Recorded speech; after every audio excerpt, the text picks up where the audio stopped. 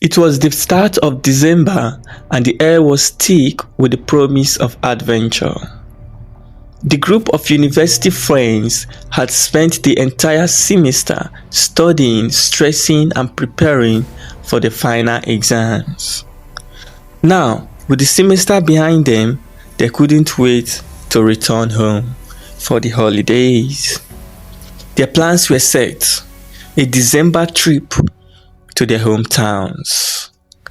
Tunde, who is the natural leader of the group, was bubbling with excitement.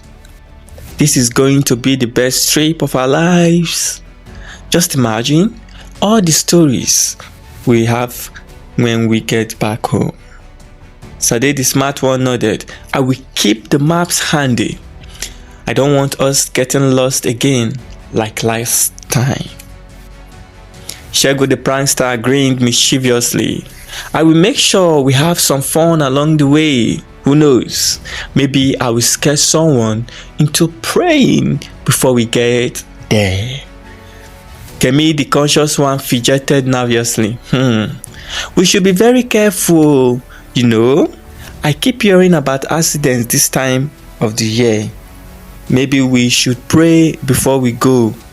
Suggesting just to be safe.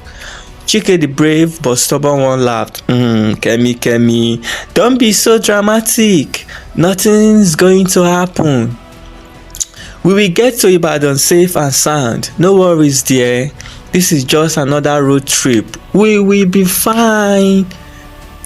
Kemi, growing uneasy, the others dismissed her consigns with laughter, assuring her that it will be a smooth ride, but none of them could have anticipated how wrong they were. The ominous signs began before the road trip even started. The night before the departure, Kemi had a strange dream. In it, she saw a car wavering off the road, tumbling down a ravine, and she could hear the distant screams of her friends. She woke up, drenched in sweat, her heart pounding in her chest. Tunde, I had a terrible dream last night, she confessed, sitting on her bed. I think something bad might happen if we don't pray before the trip. Tunde, however, waved her off. It was just a dream, dear. Don't let it mess with your head. You say so? Okay, no problem, Kemi replied. Later that morning, as they packed up their things, Tunde's vehicle refused to start, despite his best efforts to get it running. But as if by some miracle, all of a sudden, the car roared to life on its own after a few minutes. A beggar appeared out of nowhere as they loaded their bags into the trunk. The old man's clothes were tattered and his eyes, sunken and tired, gleamed with an odd intensity. He stepped towards them and said in a gravely voice, "Don't travel without prayers. I repeat, don't travel without prayers. The roads are hungry." Everyone felt unease, but Tunde dismissed the beggar with a flick of his wrist. "Thanks, but we'll be fine." With that, they climbed into the car and began their journey, unaware of the creeping dread that clung to the air. As they hit the highway, the atmosphere seemed to shift. The air felt heavy, like the world was holding its breath. The clouds hung low and dark. A deep sense of unease settled over the group, but they tried to ignore it. They joked and laughed, the excitement of this trip still carrying them forward. But something was off. The car radio buzzed with static, a crackling noise filling the air. They tried to adjust the station, but it never worked. "Can't we get rid of this?" Chike grumbled. "It's creeping me off." A group of travelers stranded by the side of the highway. struggling to repair their car. They waved, but Tunde didn't stop. They drove on only to find a few miles later that the same group of people were ahead of them. Their car now miraculously repaired.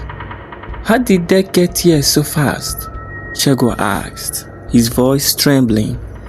This isn't normal. No one could explain it. But the moment passed, and they continued on their way. Little did they know the strange events were only just beginning. Hours into their journey, Chike suggested they take a shortcut to save time. I've been here before, he insisted, pointing at a narrow road that didn't show up on their GPS. It's faster, trust me. Reluctantly, the others agreed, though Kemi protested. It looks like it leads to a forest. We should stick to the main road though. Relax, Chike reassured Kemi. We'll be fine. Always nervous, please relax. As they drove deeper into the forest, the road became more dangerous. Trees towered over them, casting long shadows that stretched across the car. The air grew colder and the bright daylight seemed to dim, as if the sun itself has lost its way. Suddenly, time seemed to freeze. The hands of the clock on the dashboard stopped moving. The air felt thick with an unnatural stillness. This is weird, Sade murmured, glancing nervously at the others. Yeah, no kidding, Shego added. But it is just a shortcut. Let's keep going. We'll be out here soon. But Kemi's growing fear was obvious. I don't think we should be here. Something is wrong. As they continued down the winding road, a strange figure appeared ahead of them. A hunched old woman standing by the roadside, staring at their car. Her tattered clothes fluttered in the breeze, and her eyes seemed to pierce the very soul of anyone who dared to meet her gaze. Kemi screamed, Please, Tunde, don't stop. Don't let her in. But Shegun, the prankster, leaned out the window with a grin. She probably needs a lift. Let's see what she's all about. The woman approached the car. She climbed in. Her eyes never left them, and she didn't even say a word. After a long, tense moment, she finally whispered, The ones you ignored are waiting. Before anyone could respond, the woman vanished into thin air. The car screeched to a halt, but there was no trace of her.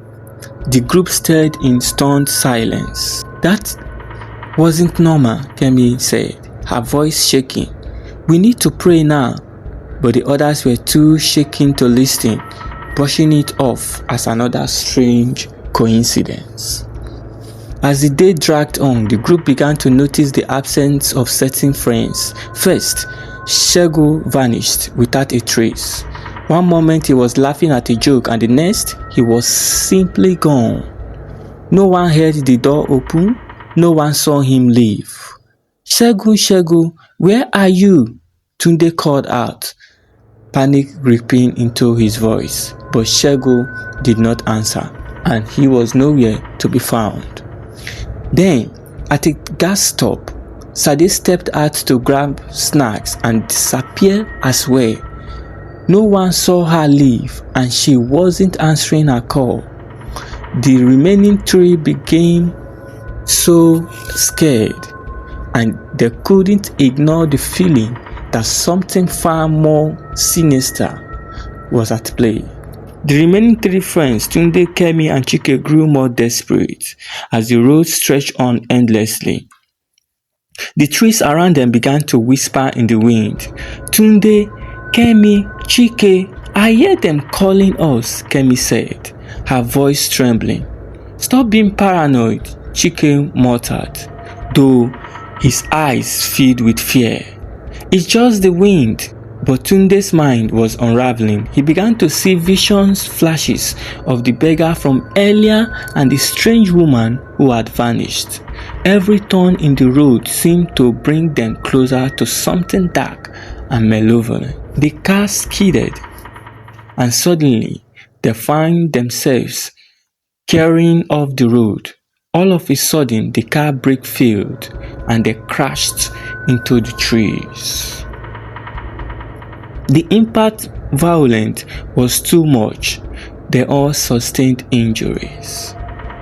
Tunde, disoriented, confessed that he had an accident here before, years ago, and was warned, but he didn't listen. Kemi and Chike looked at him in horror, realization dawning. Desperate and broken, Kemi led the remaining two in a prayer. They recited words of protection, calling on whatsoever force could hear them. Slowly, the world around them began to shift. The road, which had been an endless slope, began to revise. The atmosphere became normal and friendly again. The road ahead cleared, revealing a familiar stretch of highway. The horror was over, and they found their way back home as Chike drove them back to their hometowns. Back at the university, the group shared their story with anyone who could listen. Tunde, shaken but wiser, warned everyone, "Pray, I say pray before you travel. Some roads lead to places that hunger for souls." The lesson was clear. The road may seem like just a path, but without caution and prayer, some journeys might be far more dangerous than they appear.